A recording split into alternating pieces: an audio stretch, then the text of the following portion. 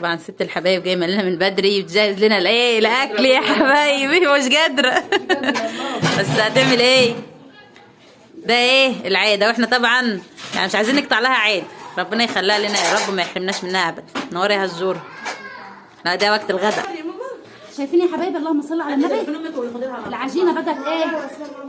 بدات لفه. طبعا يا حبايبي نرمين طبعا جالك هننزل شويه عيش كده زي ما انتم شايفين. هي بتعزم عيش اللي هو الرحالي بتاعنا بتاع الفلاحين، واحنا قلنا ايه نهز لها شويه الرز كده عشان نسيبهم لابو محمود. وطبعا لما يحتاجوا بقى ايه يبقى الرز نضيف ان شاء الله ان شاء الله. تفاح امر العود الحديد مولع نار هحرك وانت قاعد. فاكره يا سوسو؟ ونصدق عشان صلاح كل بعض اصدر. فاكره ايام خلي صوفي بقى خلي دوب. فاكره انت كانت بتعمل فينا ايه؟ اه والله. فاكره يا سوسو؟ يا حاج صباح العسل. عامله ايه؟ الحمد لله. تعمل ايه كده؟ اخر يا حبايبي. طبعا يا حبايبي يعني دي الفراخ تعمل لنا النهارده فراخ احلى فراخ. عامله ايه؟ صباح الفل. صباح العسل. صباح الياسمين. بصوا يا اولاد احنا مش قادرين، يمكن باين على صوتنا مش قادرين نتكلم ولا نتحرك. صباح الخير يا حبايبي. طيبين ويفرج عليكم الايام الخير يا رب.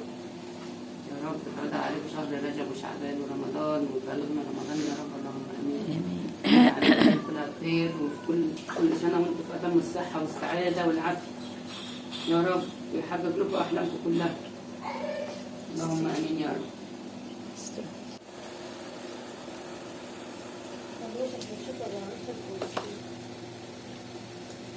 ايه اعملي اللي تعمليه ما شاء اي حاجه. هاتلي الحوقي وهاتلي الحله غطا الحله ده اهي اللي فاتك لي. افتحي يا ماما الحله دي كده.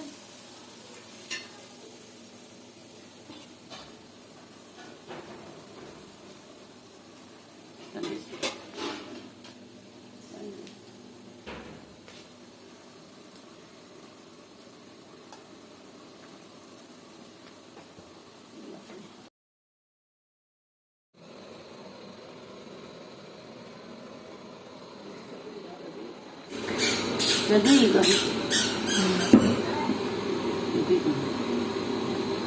دقيق وشبت شوية بهارات وطماطميتين. عشان طبعا تعمل القرنبيط ده تحطه في الخلطه دي يا حبايبي، وبعد كده ايه بتحمره في الزيت تعمل له، وبعد كده هتحطه في الصلصه. طبعا يا حبايبي نرمين طبعا جالك هننزل شويه عيش كده زي ما انتم شايفين. هي بتعزم عيش اللي هو الرحالي بتاعنا بتاع الفلاحين، واحنا قلنا ايه نهز لها شويه الرز كده عشان نسيبهم لابو محمود. وطبعا لما يحتاجوا بقى ايه يبقى الرز نضيف يا حبايبي، يطلعوا منه ويحطوا منه على طول. الست الشاطرة هي اللي عارفة مسؤوليات بيتها مش ومصلحتها. هيطلعوا هم بقى يهزوا وينسفوا وينجوا وبعد كده يطبخوا، لا ده احنا لازم نجهز لهم كل حاجه على الحله يا حبايبي. يا ريت عازب يا حبايبي. اه والله يا ريت عايز صحيح. يا ريت عازب. طبعا من اول حاجه بيقولوا لكم انتوا بتعملوا ايه طول النهار؟ طبعا ايه بنهز الرز الاول في الغربال زي ما انتم شايفين كده، علشان خاطر بيبقى فيه يعني ايه حبايه متكسره حبايه صغيره كده اللي هو النعناع بينزل من تحت ماشي. وبعد كده بنحطه على الصينيه دي بننجي بقى الخطوبه الشعيره وبعد كده بنسوي بقى ايه يبقى كده غطيت الطبق في اي حاجه كده اللي ايه يبقى جاهز يا حبايبي. تعالي معايا يا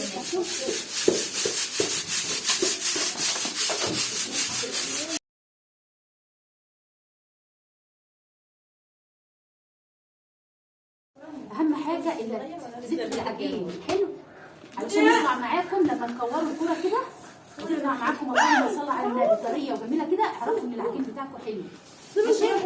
احنا لسه بنعجن يعني احنا لسه هنلت فيه كمان شويه، ولتي وعجيني وعجيني ولتي طول النهار اهي. هو ده اللت هو ده العجن.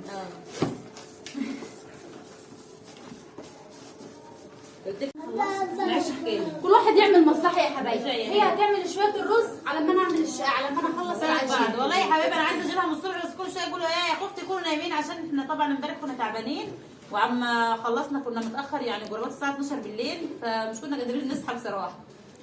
فقلت بقى ايه يمكن يعني لو في حاجه هتعملها بعد الجمعه. اما وقت الصبحيه دول كنت تطبخ ولا حاجه بس. انا طبخت وخلصت بدري عشان كده انا لسه جايه لها بصراحه، والجمعه حاليا بتجوع. يا حبايبي. اني خلصت طبيخ الحمد لله. عملت فراخ وكوسه وعملت ايه كده يا حبايبي. النور اللي فوق ماشي والله ده بس صلب حراج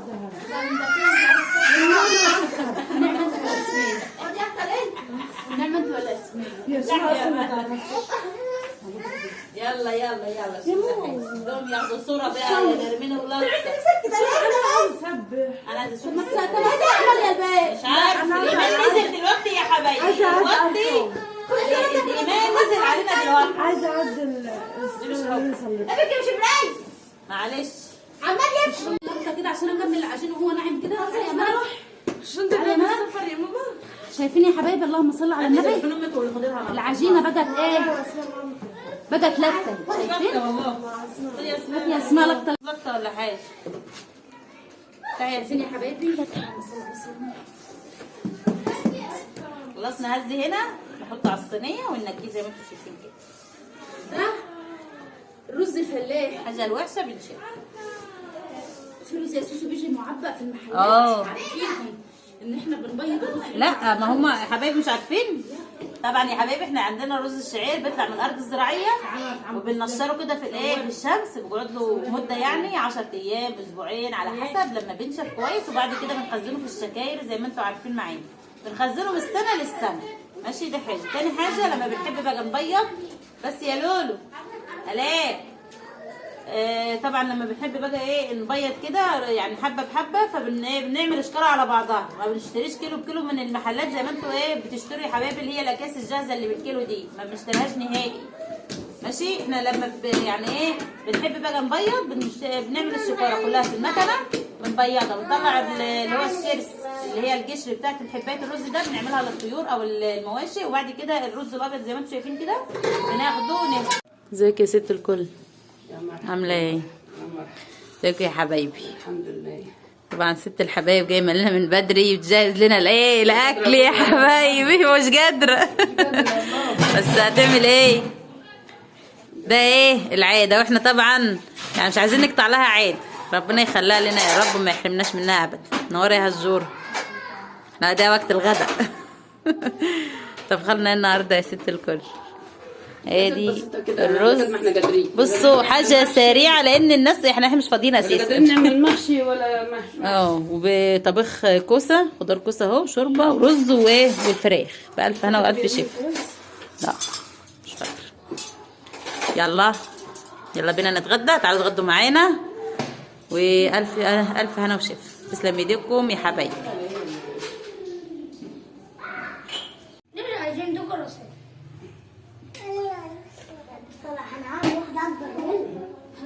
حبايب ملمومين.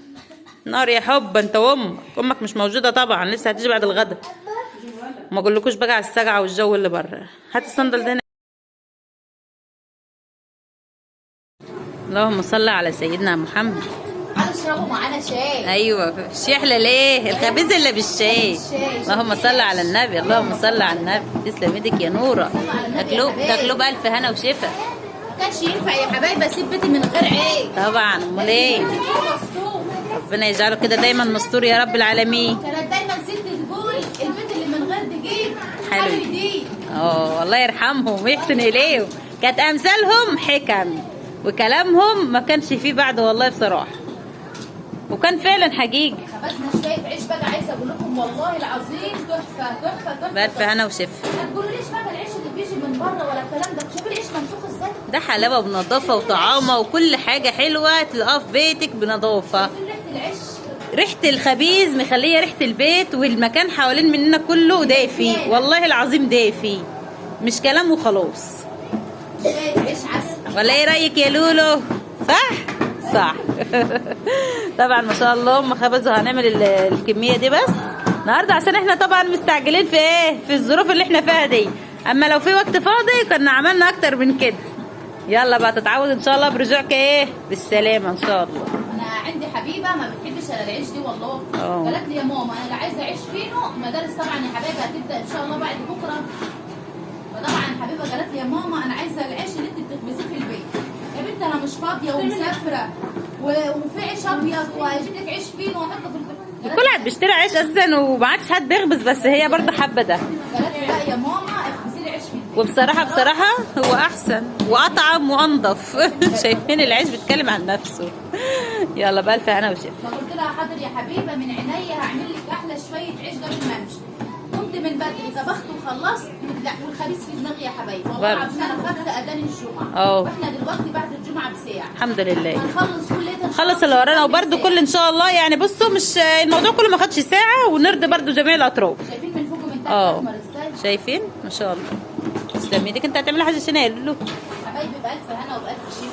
الناس اللي العافيه شوفوا بتقلب في الفوق بتشقلب. شوفوا بتشقلب والله. شايفين الفوق ما شاء الله ما شاء الله. الله الله الله. العب ونحرق في العيش. نقعد نلعب ونسيب العيش. يلا تابعوا معانا الفيديو يا حبايبي. ازيكم يا حبايبي عاملين ايه؟ اتفضلوا بقى معانا احلى كوبايه شاي بعد الغدا وقت الخبيز كده. حاجه احلى تدفيه مفيش بعد كده في الايه وسط الخضره والاماكن الحلوه الطبيعيه اللي احنا فيها دي وسط الحبايب. وربنا يسعد ايامكم جميعا يا رب العالمين. شايفين نورة بتحييكم. احلى كوبايه شاي بس قاعدين تدفيكم والله يا حبايبي. بألف انا وشفا. ولا يا حد.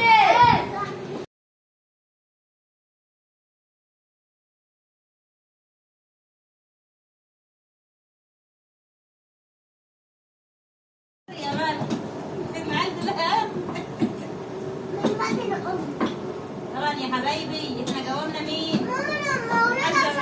حاجة نرمين جاوبناها كده عشان خاطر ايه نساعدها شوية. حياة هغزك بالعود واقوم ولا احرجك. اقعد بتاعكم؟ عاملين لكم حاجة.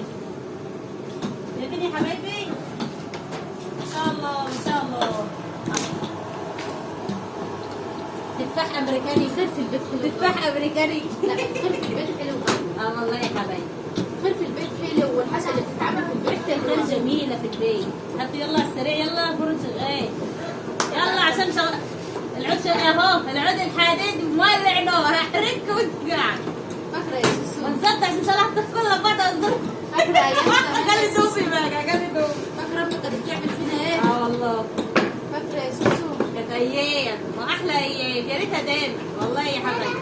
كان بيتنا بالني وكنا كل اسبوع نخبز كل واحده على دور. كنا في ايام كنا بناخد سمارتين في الاسبوع. والله. بصوا بقى يوم امي بقى الايه الضغط يرتفع مش تعرف لمها ولا بقى ولا تشيل كلها في بعضها وتلخبطها وتقوم جايه ساكره في وشها. كانت احلى ايه. يا حبايبي نخبز الخمسه من هنا وانت كلها يخرب بيتنا. شو ملاحقه عليكم؟ نخبز الخمسه من هنا وتاكلوها خلال يومين. انا مش عندي ملاحقه. ما هنكون كل اكلنا يا حبايبي. كانش الطوابين ولا العيش اللي ما تعمل ده هو تقول حبيبي. كنا يا حبايبي نعمل الخبزه من هنا وامي تعمل لنا بقى ايه البرنجان المشوي. تعمل لنا البرنجان المشوي وتعمل لنا كل حاجه مع العيش الطري. نقوم ناكل بطاطس مهروسه وبرنجان. صينيه مسكعه شويه معمر اي حاجه. البوب طعمهم سكر. كان في ايام بنشوي سمك ورا الاكل يا لهوي كانت ايام جميله. فاكره عمك عبد الكريم الله يرحمه كان كل ما يدخل علينا يقول ايه يا نصر عشان اكل الكبده كل يوم باكل العيال كبده على البتنجان يا حبيبتي. كان الاول بيسموه كبده. كانت هي كبده الغلابه. بس مين؟ الله يرحمه. لا يا مدام خالص عشان انا كنت تكليف عايزه اعيش تكليف. عندنا رغيف يا سوسو تاكل. حاضر عيون. شايفين يا حبايبي شايفين عيشنا عيش الفلاحين. عايش تاكله؟ لا بس نص واحد. تسلم ايديكم وعينكم يا حلوين يا اللي شغالين. يلا يلا. لا عايزه اجيب حته وقولي بقى عشان اخلي. تعمل ايه يا لولو؟ مالك؟ كده مش عشان هسويها. هي كده. انا عندي بعض. شوفها قاعده تاني. انا بتعمل خدينا صوره كده. انا عايزه خدينا صوره ايه بقى؟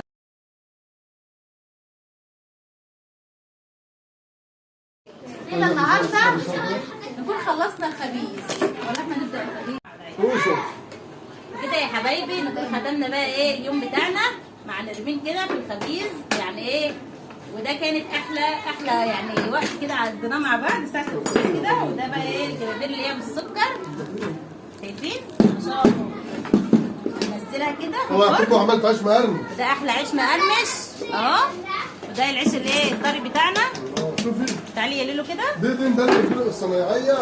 شايفين الابابير اللي هي المدوره بقى تعرف بتبقى الايه الابور اللي هو بسكر ما شاء طلعي الله. على طلعي على الكاش مش يبقى سخن على ايدك عشان هينزل سكر. اهو يا حبايبي اكلتكم الحلوه بقى. فتح. حبايبي بعد ما خلصنا الخبيز وروقنا الدنيا فوق خالص وظبطنا الدنيا ونزلنا ايه بالمواعين كده غسلناها برده وروقنا المطبخ. طلعنا بقى ايه على الشارع نغسل صحيح نكنسه كده كنسه كويسه كده ونلم كل الايه الحاجات اللي هي في الشارع دي كده عشان الاطفال اللي بيرموا حاجات كتير. نسيب الدنيا ايه نظيفه. لازم البيت قدامه يبقى نظيف. ده عنوان البيت واحنا لازم ايه عنوان البيت يبقى نظيف. ماشي يا حبايبي. وايه لايك اهم حاجه. تابعوا معانا الفيديو وان شاء الله يعجبكم. هنفرش ده كله كده وهنرجع لده كله كده بس عشان المسافه طويله يعني.